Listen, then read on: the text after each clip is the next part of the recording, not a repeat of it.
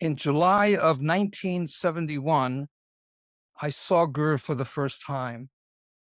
And shortly after, I was accepted as a disciple. Where did you see Guru? It was at a concert meditation in Manhattan, Columbia College. Were you consciously seeking at that time?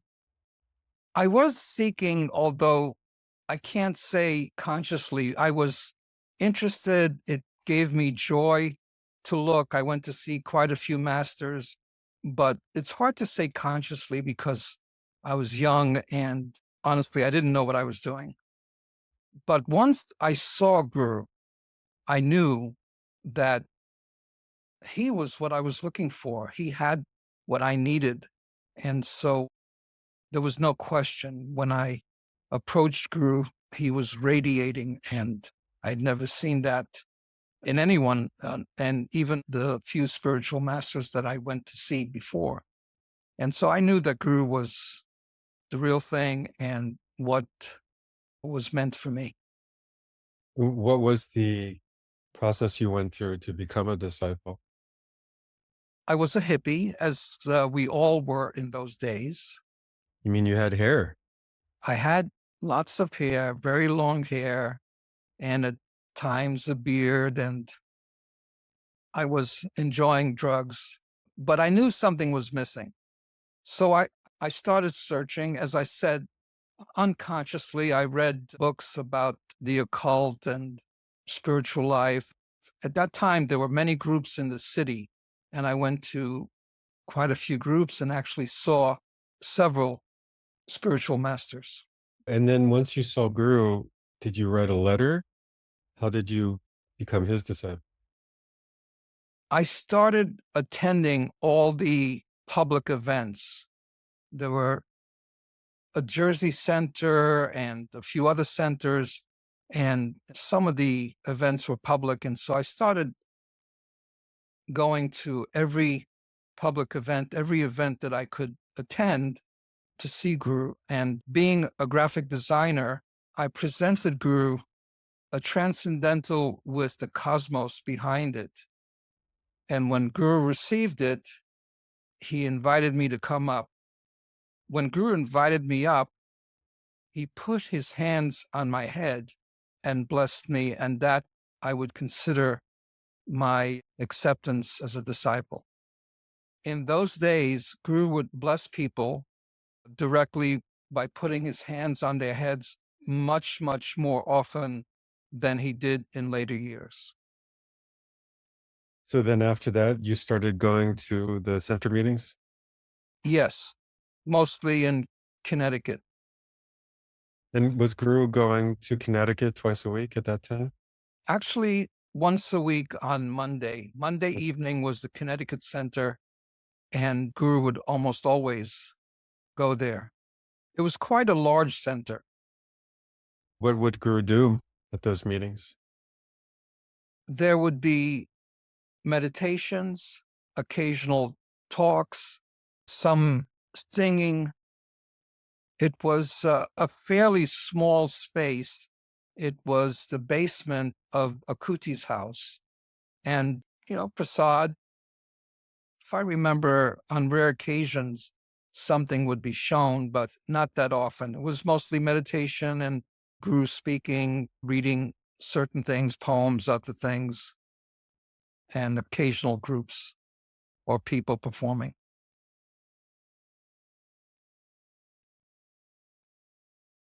This is the parade. I believe it was the first parade that we had as a center. That's the Connecticut Center float, which I was responsible for. I designed it and helped to build it with the Connecticut disciples. This is a picture of Guru on the New York subway. The series of pictures that I took of Guru on the subway are the only known pictures of Guru on the subway, although he used to take it when he was younger, going to work at the consulate.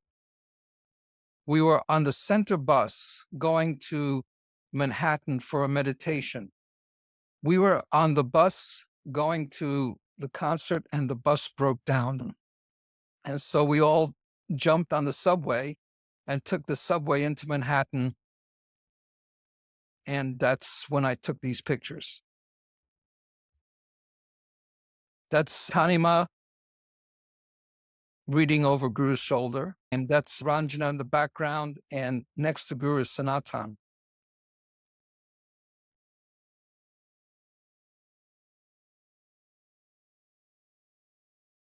This is the center church, which was used for many, many years as a meeting place for the New York Center. It's in Bayside, but we simply outgrew it. I don't remember exactly what was going on, but I'm holding a book, and many of the people you see were printers or related to printing. And so it's possible that we had just finished a particularly important book for Guru. The throne that Guru is sitting on is now in his house. Right. That was taken to Guru's house, and it was used for decades. This picture of Kali is the famous one Guru had in his apartment, and there was a fire, and the whole apartment was destroyed, but the Kali picture was untouched.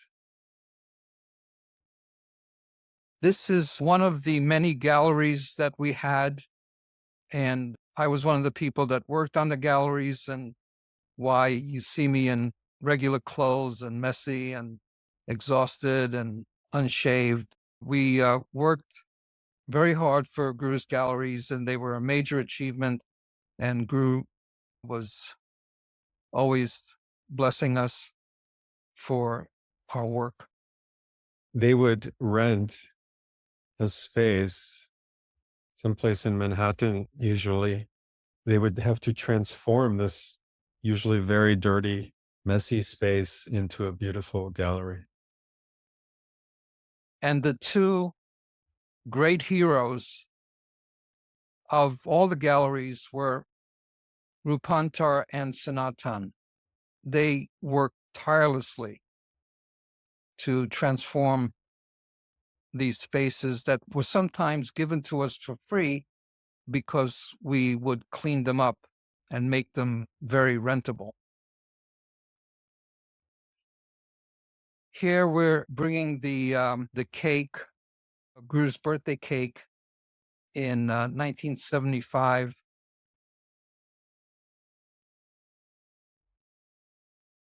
This is a photo I took in 1976 at the Montreal Olympics. In between events, Guru would have different things to give us joy, and this is Dadabir and Harit arm wrestling. And this was taken on a trip to Florida. It's Disney World. This was 1977. What did you do there? I believe I went on a few rides, but I honestly don't remember. This is a soccer game, a game that we went to when Pele, the great soccer player Pele, was playing, and the whole center went to see Pele. Guru was avid soccer player in his youth and was captain of the team for many years, the ashram team. And so he loved soccer, and Pele was, of course, the greatest soccer player. And so we went to see him, and the stadium honored us.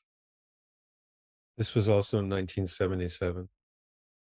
This is taken at that match with obviously Ranjana enjoying. And the great Pele. As a graphic designer, I was given the honor of stretching many of Guru's canvases. and all of the very large ones. This appears to be one of the large ones, and I was helping set up the paints, although most of the paint setup and the brushes, all those wonderful creative brushes that Guru used, were prepared by Sanatan. Can you explain the process of stretching for those who don't know? For the large ones, we would build the frame, then we would protect the canvas by putting down cloth or saris on the floor and rolling out the canvas.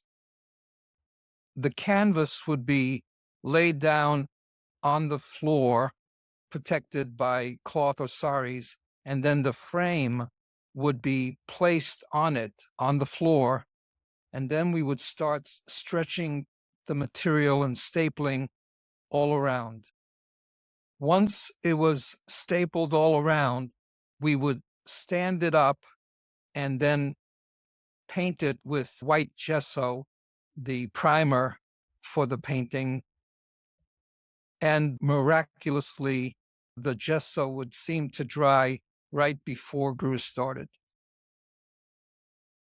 One of the many, countless blessings and prasad, this was at Vishma Press, a small printing shop where I helped.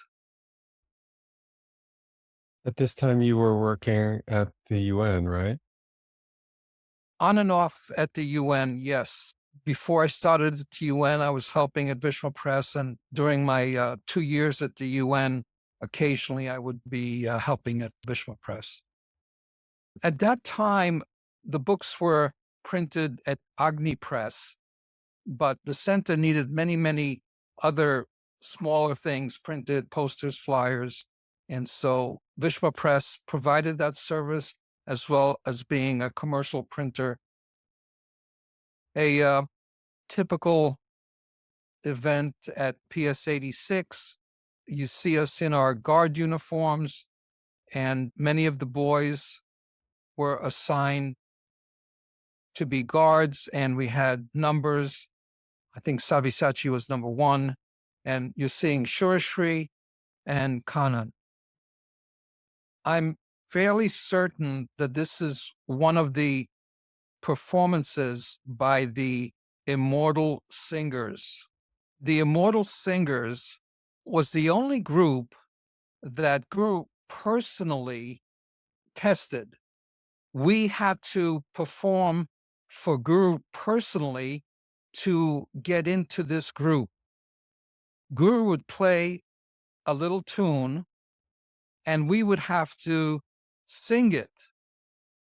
And if we sang it well, if we did good, we were out.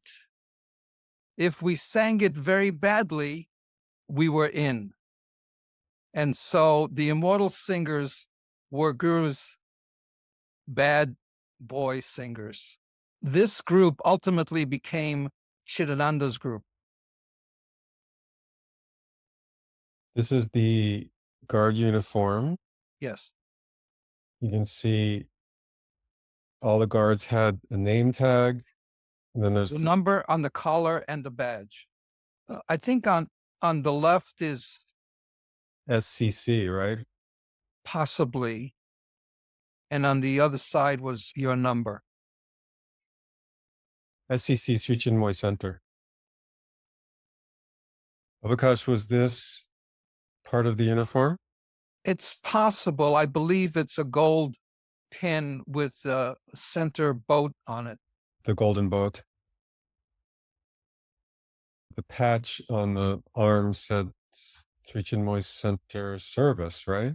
I believe so, yes. And then in the center was the golden boat. The original golden boat, yes.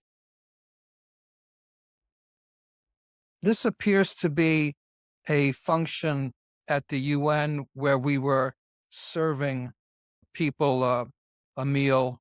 I was a waiter at the Ambassador Grill for some time, and so I had a little experience. The Ambassador Grill was a hotel across the street from the UN, When Guru asked us to work for the UN, we did everything we could to get close to that. Some of us worked at the committee of UNICEF, the US Committee for UNICEF, and the Ambassador Grill. And then finally, I got a job at the UN proper as a graphic designer. Now, Abakash is wearing this Sent a wonderful, tie, this wonderful tie with Guru's. little yogi. It's Guru's drawing. This is me taking film at one of the longer races, possibly the 47. I'm pretty sure because that's the Jamaica High School track. Yes.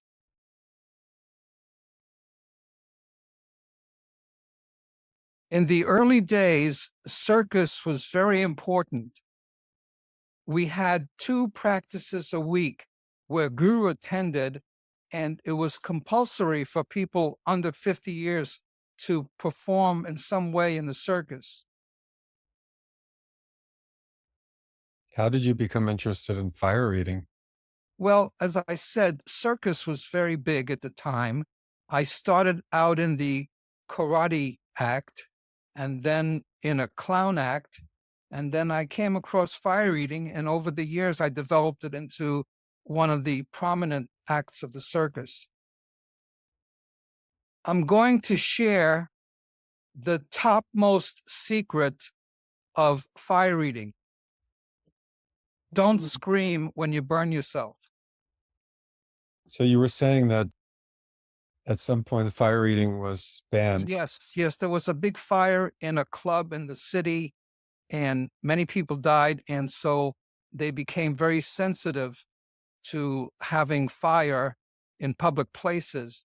And if we had performed without permission, we would never get that school again. And if we asked for permission, we wouldn't get it. So I started doing a weightlifting act. When I could no longer do the fire eating act because of regulations, I started doing a weightlifting act, and this is one of the performances. 1989 at Circus. How many pounds was this? I believe this was 123, the maximum for a one-arm press that I performed. This is a cover of one of the self-transcendence fragrance sports magazine that we produced for some years. Guru asked you to start this, right? Yes. And Guru gave us the name, and he wrote it out, as you see there on the cover.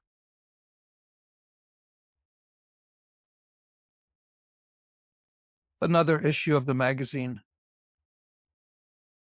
This is Guru celebrating my birthday at the Aspiration Ground. 1991. I was able to get official photographer for the New York Games, and I tried to look the part. The New York Games was a track and field. Track and field event field put event. on by Fred LeBeau, New York Roadrunners Club. And this is Guru having a private meeting with Mahashamrat. You remain very good friends with Mahashamrat and Baba Tarini. How did that begin? After some time, I became Mahashamrat's driver. So when he came to New York, I would pick him up at the airport, take him to functions, just to be there whenever he needed someone to drive him to the events. Whatever he needed, I was there. And we developed a mutual admiration. For some reason, he likes me. And of course, I like him. I respect him, honor him.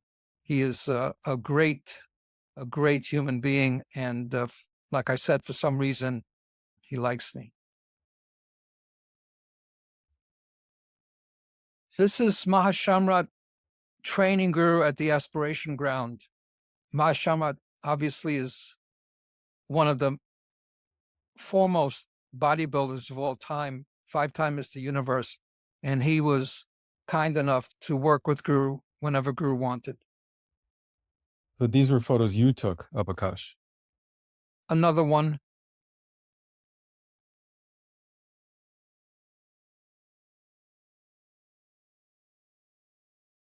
What are they going over? A training program? It could be that. I really don't know. It's quite remarkable how close Guru and Mahashamrat are. It says training suggestions. Oh, that might be from his book. He prepared a program for Guru. This was in Guru's, we called it the hut at the tennis court. Before the temple, there was this small structure. Which Guru loved. He loved his little hut. Used it for many years. After an event, possibly one of the big weightlifting weekends, Guru had Mahashamrat at the aspiration ground, and Guru honored Ashrita and myself by getting this picture of all of us together. To my Mahashamrat, infinite love, infinite gratitude, Guru Shri Чинмоя. Guru blessing me. Possibly I had presented Guru with something that we printed. I see something on the table. It looks like many of the items that we printed over the years. Probably a prasad of some sort. Prasad, weightlifting, something, yes. Yes, very often in New York, for prasad, we would get, if Guru had done some kind of achievement, Abakash would print, you see like this printed piece here with 3 photos. And we would get some kind of prasad, which was a printed piece like that with a photo of Guru's achievement. This is one of the times that Guru visited our printing shop. This was the one on 73rd Avenue next to where the Oneness Fountain Heart ended up. And Shanti Shri is showing a negative that would be used for printing to Guru. Oneness Fountain Heart was my restaurant. It was next door to Abakash, to the Manifestation Club. This is a different view of the same place.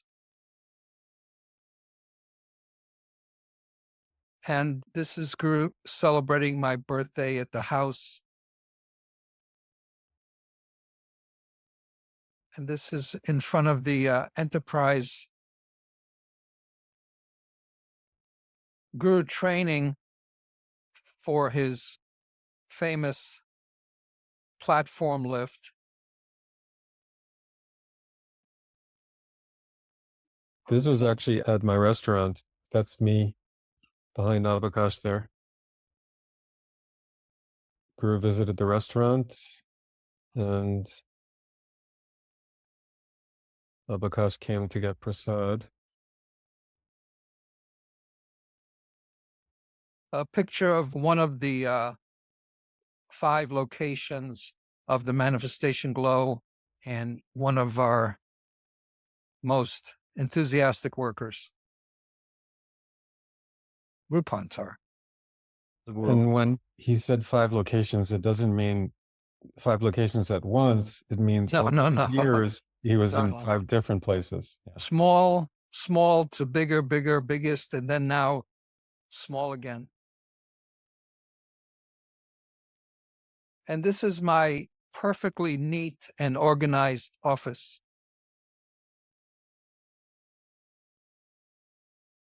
We printed this for Guru. It could be a New Year's message, I'm not sure. And when I went up to get mine, somebody was kind enough to take a picture. And you printed many of Guru's books starting when? Approximately mid-90s.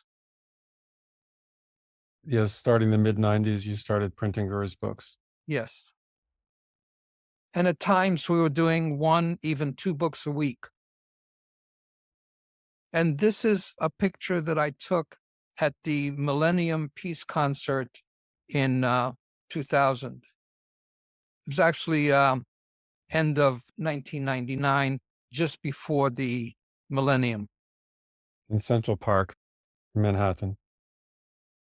This is a picture from the stage Of that concert. of that concert, yes.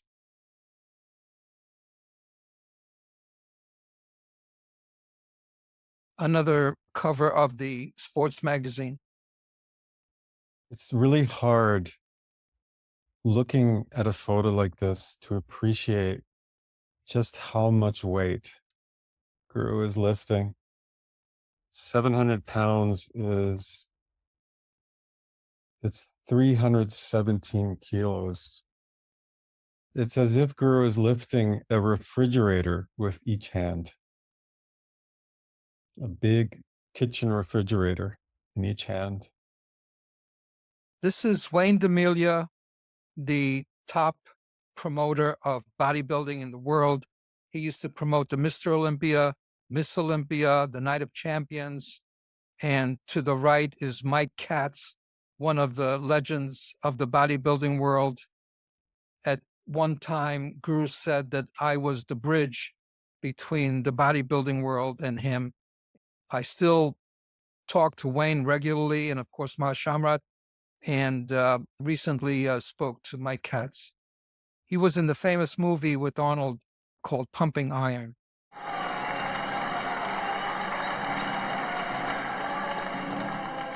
It took me 5 years to win Mr. Connecticut. It took me 4 years to win Mr. America. This is my 5th year that I've been trying to win Mr. Universe. You know, I'm not a quitter. Mahashamrat receiving a copy of the book that Guru printed for him. Mahashamrat wrote the book and we printed it for him, Beyond the Universe. So, Abakash, this was his biography? Yes, I believe that it also contained some training. His most famous book, with the most profound training instructions and routines, and a classic even to this day that he wrote, I don't know, 30, 40 years ago, was called Keys to the Inner Universe. What a profound name for an exercise book. This was way before he met Guru, obviously. And so this book that was more about his life was called Beyond the Universe, meaning Beyond the Keys to the Universe, his most famous training book. One of Guru's most famous lifts and the cover of the sports magazine. Guru honoring Mahashamrat, and we were honored to be included. This was April 13th, 2004. And I'm sorry, I should have mentioned Baba Tarini, honoring Mahashamrat and Baba Tarini.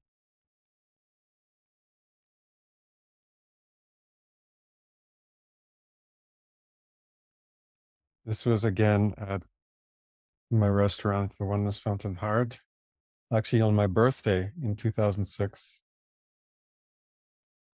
This picture was taken by Guru at his house on the porch when Parichayika joined the Manifestation Glow, probably a few years beyond that. Guru wanted us to work together, and so he took this picture of us. And of course, the famous Dada Beer. I was in Dada Beer's troupe, one of the original members of Dada Beer's troupe, and Guru lifted us together. They performed almost every Saturday. For years. I was showing Guru some proofs, possibly the cover design for a book. It was one of my favorite things to go to the house to show Guru a cover and spend a few minutes with Guru.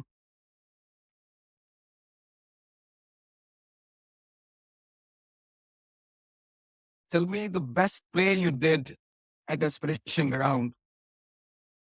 Well, we did many plays in front of Guru. I played his father in one, and I played an avatar in another.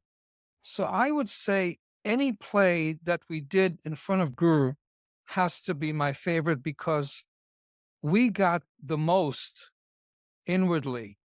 It's not what we did, it's what Guru did for us inwardly during that time. So that would be my favorite play. How many books are you printing now these days? We do special books now. Occasionally, there would be a big, important book. We just did one for Guru's 50th anniversary at the United Nations. Big book with so many important people. It's unbelievable how many people Guru profoundly influenced. Very famous people, so many politicians, presidents, athletes, Nobel Prize winners. It's just astounding how many comments there are in that book about Guru and how important he was to all these important people. Can you tell us about the time when Guru gave you your name and tell us about your name? It's quite interesting because my father had just passed away. And I believe it was a few days after, possibly even the day that he was buried, that Guru invited me to the house and offered me my name. At the same time as my dear friend Pradhan, he got his name that same time, and his mother had just recently passed. In 1971, that was the first time that Pradhan had seen Guru.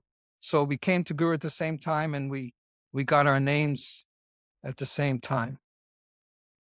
What year was it? The year I got my name? Yeah. Okay, you're going to embarrass me. I believe it was 85. What does this name mean? The name means golden opportunity, divine opportunity, supreme opportunity. One who believes and gets the supreme opportunity to serve the Supreme in his own way. Could you say something about the photo montage that you gave for Prasad celebrating Guru's 75th birthday? I believe it was the 70th. Well, actually, I had done one with many less photos. I forget how many, less than half, I believe. And Guru liked it very much, and he asked me to do one for his 70th with 70 photos. And so I collected the 70 best photos that I could find, and we printed them up and gave them as prasad. And One large sheet with 70 photos. how did Guru guide you inwardly and outwardly? Well, inwardly, we all know. It's similar to outwardly. When you saw Guru's smiling face, you knew you were doing the right thing. And when you see Guru's not so happy face, you know you're doing the wrong thing. So basically, it's a matter of getting to know yourself and getting to know when you're doing the right thing and when you're doing the wrong thing, and to do the wrong thing less and less. And just to clarify, it's not necessarily seeing Guru in the physical. If you look at the transcendental and Guru's smiling, or at another photo and Guru's smiling, it's the same thing.